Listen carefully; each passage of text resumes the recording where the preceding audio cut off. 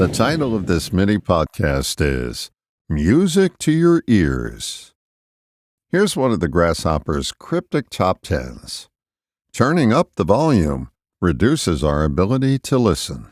Increasing the volume may work with music, but with human thought, it only produces distortion.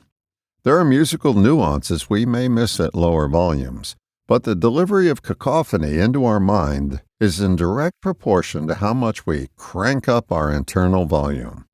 The louder the volume, the less of the opportunity there is to hear anything but our own thoughts. We become incapable of listening.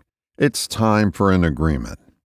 Make an agreement with your mind that when you're hearing only your own thoughts, that's your cue to turn down the volume. Install a triggering mechanism into your mind that notices when your mind is totally occupied with your own thoughts. Just the fact that you notice automatically turns down the volume. Reminds me of a story.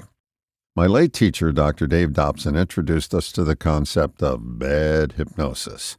Something I'm threatening to write a book about, but it'll never happen because I'm too lazy.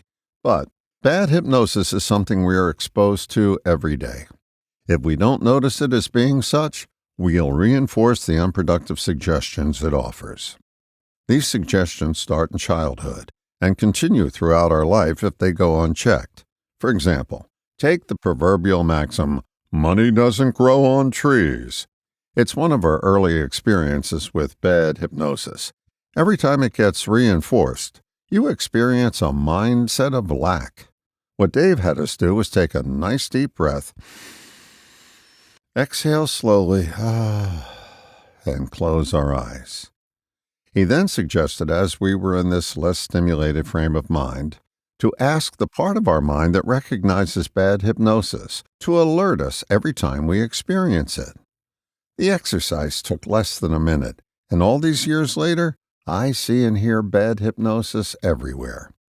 The agreement I'm requesting that you make is to ask the part of you that notices full volume to automatically turn it down.